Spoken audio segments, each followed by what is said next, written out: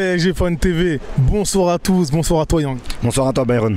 9e journée de Ligue 1, match à domicile face à Nice, le Paris Saint-Germain s'impose, il faut quand même le préciser.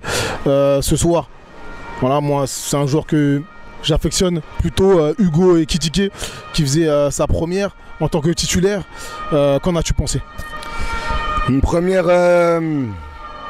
assez terne, mais j'aurais un message d'encouragement pour le joueur, c'est qu'il faut qu'il ne lâche rien. Là, il ne faut rien lâcher. Malheureusement, on n'a pas recruté d'attaquants d'un niveau intermédiaire, et c'est pas lui faire injure de dire ça, mais on n'a pas recruté d'attaquants de niveau intermédiaire l'été dernier, c'est-à-dire un niveau qui est entre le sien, celui de Hugo Ekitike, et celui des trois de devant. Du coup, ça va être au niveau de la rotation. Ils ont un petit peu pris le monopole, les trois de devant. Là, ce soir, Galtier l'avait fait tourner. Et je trouve que pour sa première titularisation avec le PSG, qui plaisait au Parc des Princes, ben, il a essayé, mais ça a été compliqué. Et au niveau des passes qui lui ont été adressées, j'ai l'impression qu'on a essayé de le bisuter. Je trouve que les passes, elles ont, notamment Messi-Neymar, elles n'ont pas toujours été en première intention. C'était souvent en dernier recours, et après c'est vrai qu'il y a eu des prises de balles de sa part, souvent où il donnait trop d'informations justement à des Dante, notamment à des Pablo Rosario qui jouait dans l'axe côté Nice ce soir. Donc il a pas su se mettre en valeur. Je pense que autour de lui dans le secteur offensif, on n'a pas su également le mettre en valeur.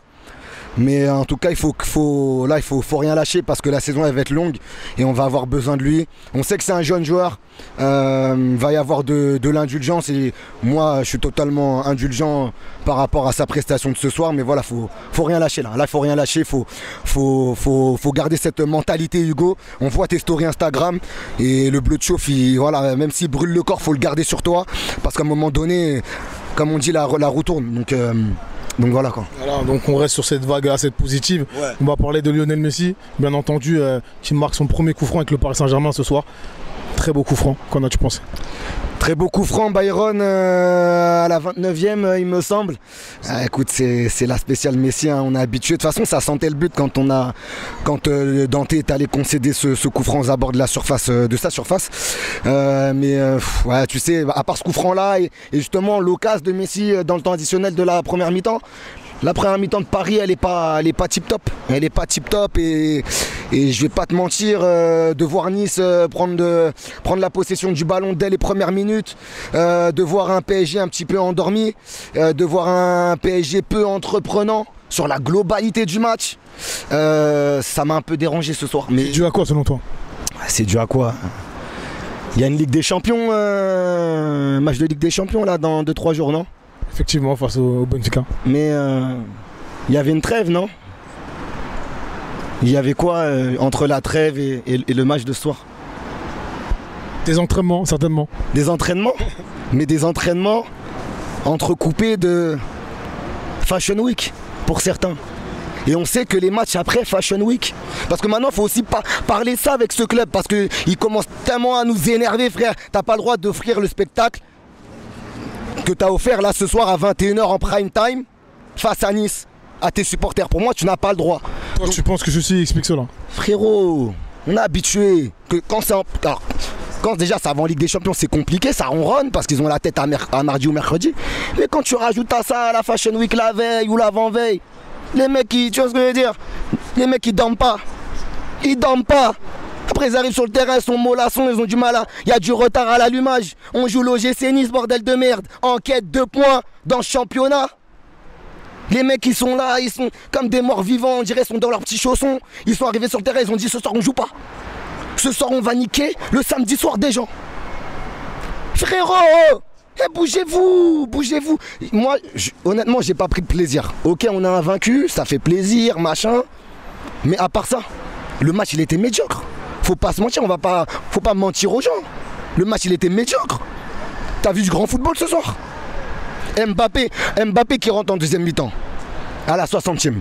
Parce que ça c'est pareil, Hugo, s'il est intelligent, il sait qu'il avait que 1 heure de jeu ce soir dans les pattes. Parce que, il le savait. Parce que les statuts, tu connais, Mbappé, faut le faire rentrer à un moment donné, les gens sont venus au stade, machin. Mais l'entrée d'Mbappé, même l'entrée d'Mbappé qui doit booster l'équipe. Elle a été décisive pour le coup. Il a été décisif, oui.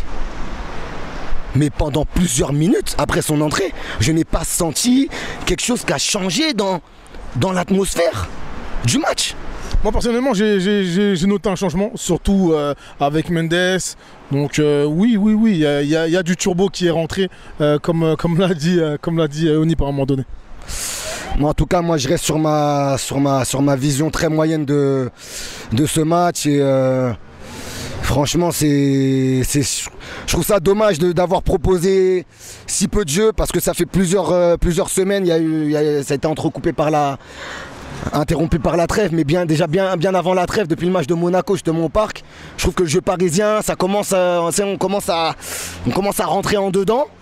Et je suis pas loin de penser que le mois d'août, notamment Clermont, Nantes-Clermont, Montpellier, Lille, je suis pas loin de penser que c'était un feu de paille, tu vois.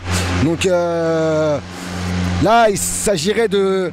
Voilà, ok, il y a une Coupe du Monde dans un mois, mais il s'agirait de se remettre à proposer du ballon, de proposer du jeu. Et puis Christophe Galtier, pareil, Christophe Galtier, le coach. Moi, ce soir, j'ai vu un mec... La seule différence avec Poch, c'est que lui il était debout. Alors que Poch, lui, il était assis pendant 90 minutes. Lui, il était debout.